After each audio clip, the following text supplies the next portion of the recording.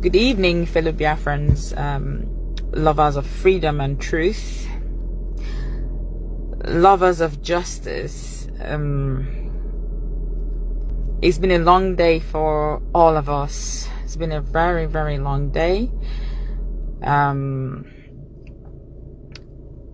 Annoying long day, not unexpected day, but a day that we knew that would come sometime, at some point. I just had to wait for Nnamdi to go back into the house because I haven't told him what happened. He's asked me about the court, and I said, "Is the usual nonsense going on?" And he said, "Okay." We have seen what transpired today in the court between Nnamdi Kanu and the kakistocratic. I have always called Nigerian government kakistocratic government of Nigeria. What happened today is not something unprecedented. It is something that we know that this is what they want to do, even though some people don't realize that, but this is something that has been planned, prepared a long time ago. Although at some point we would have averted or evaded this type of behavior in the past, but notwithstanding, God alone understands why it has to come this way or go this way. Mind you, this is not about some political misunderstanding or misconception happening anywhere. This is about Biafra. So if we understand what Biafra is and understand what it entails and understand the people behind Biafra, the hands, the unseen hands and the seen hands, then we will understand what this whole thing is about. Also, if we understand who we are as the Igbo people, Igbo, there is something about us that the enemy does not want to but we are very special. I keep saying that. And at some point, God, in his infinite mercy, would make us known as he has purposed us to be. So I need to be fast so I can go back in. I'm in the car trying to make this quick video before going back in, because Nnamdi will come out now. I don't want him to hear me. In Nigeria, a judge cannot ask a defendant to open a defense on terrorism-related charges without reading out the written law under which the court is trying that person. Okay? So the Constitution of the Federal Republic of Nigeria, 1999, as amended, section 36. I mean, I'm sure that is very familiar to everyone now. It provides that a person shall not be convicted of a criminal offense unless the offense is defined and the penalty prescribed as in a written law. So what Omotosho has done today is a written script for him to read out. Everyone could hear him. Everyone could see that he was reading a script handed over to him, and that he could barely read out some of the words in his own very written judgment. How interesting. How interesting. I've had to quickly tweet and post the travesty of justice today regarding how Omotosho ignored the Constitution's requirement that no one can be convicted under an unwritten or unknown offense. He forced Nnamdi Kanu to take a plea under a repealed law, which Nnamdi Kanu refused. So show me where it is written before I can enter into a defense. And that never happened. Omotosho refused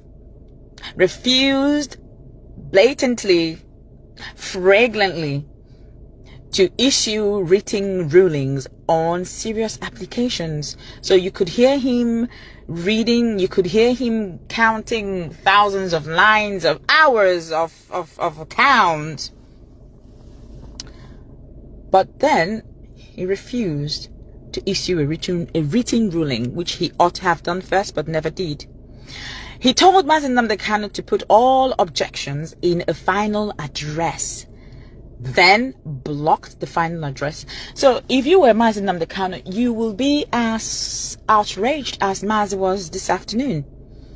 You cannot ask me to put my final address, put it down, write it down, and then you block it. So Nnamdi Kanu has right, is his right, to put a final address down, to write it down. But Omotosho blocked that and decided to read out those nonsense he called count. And he refused to, first of all, decide whether he even had the power to try the case. We kept talking about jurisdiction. I have always talked about jurisdiction. Nigeria government has no right to try Nnamdi Kanu. He who comes to law must come with equity, or he who comes to equity must come with clean hands, rather, excuse me. So it's also in the spirit. If I'm going somewhere to lay a complaint about someone, I ought not to have done something, rather lay a complaint first. So Nigerian government decided to take Nnamdi Kanu from Kenya, They kidnapped him, tortured him. After 8 days, they brought him to Nigeria, and then decided to try him under a repealed law, which we have refused. So a few gaps there where we should have stood on our discharge and acquitted and stood by it. Regardless, that would be revisited, and we are going to appeal. Of course, we are not going to sit down and fold our arms for Nigerian government to deliver something that they have planned, a verdict that they have written years before now. We won this case. They were not happy about it. They went to Supreme Court, even though the Supreme Court messed around with the whole judgment. But they did say to them, you are trialing him on a wrong law. Change it. Nigeria never changed it. Where is the treasonable felony gone? Where is the location of the crime? Where is the location of the crime? Did Omotosho mention it? No. One of the reasons I came on live is to point at just one single point, or one single loophole.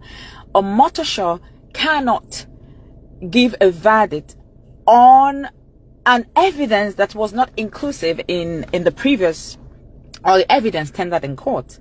Everyone keeps shouting, Nnamdi Kanu said, burn down this, kill the policemen. What were the policemen doing? Policemen were shooting protesters who were unarmed. But that aside, did any person come to court? Was there a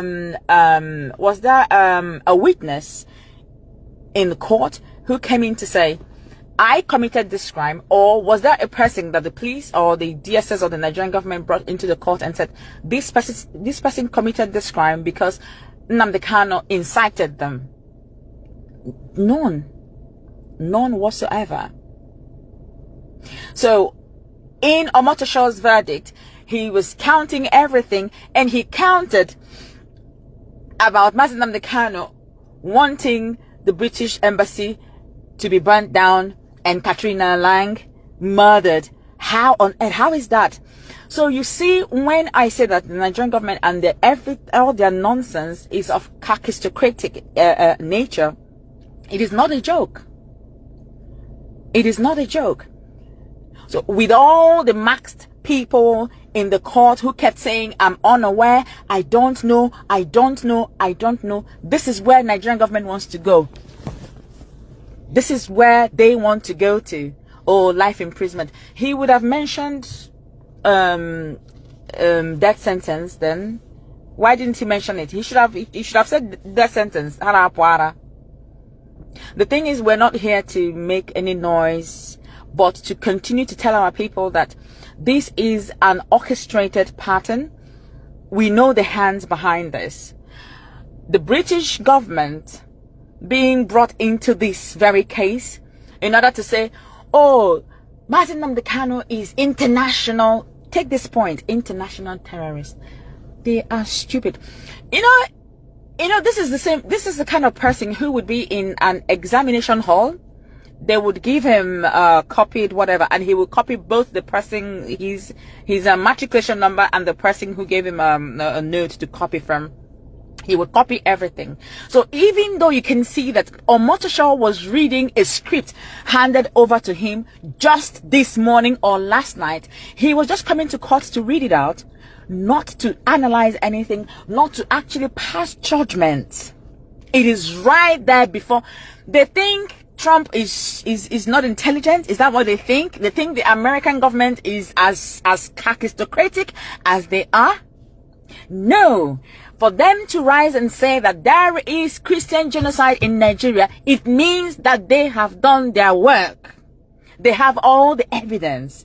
So these scripts, when someone gives you a script to read, you have to act the part. These people are so kakistocratic, they cannot even act a script.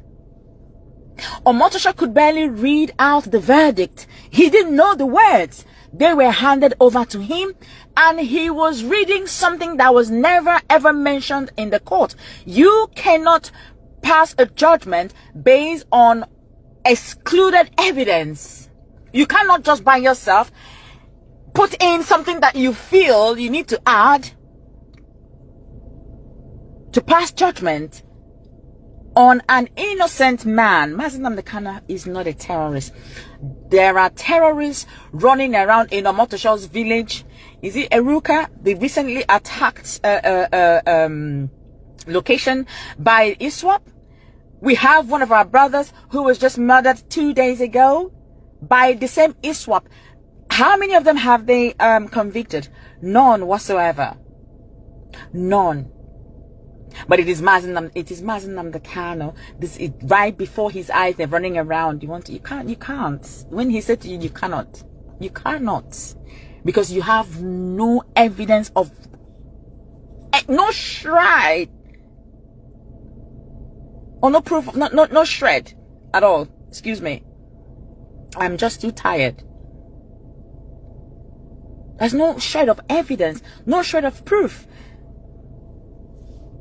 So this is a written script.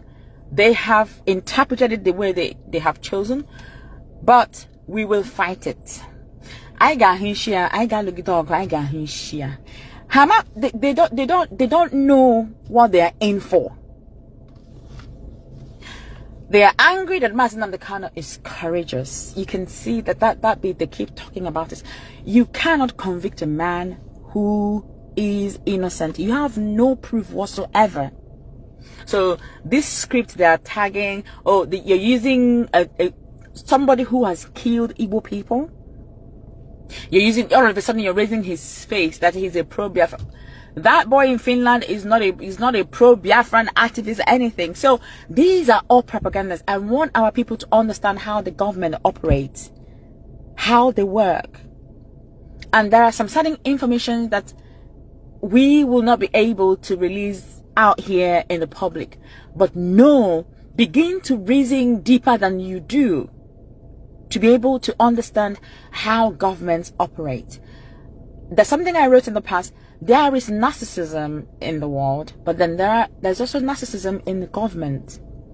How they operate, especially the Nigerian government, where they have a problem with inference. You can imagine a foreign minister right there in front of the whole world saying that he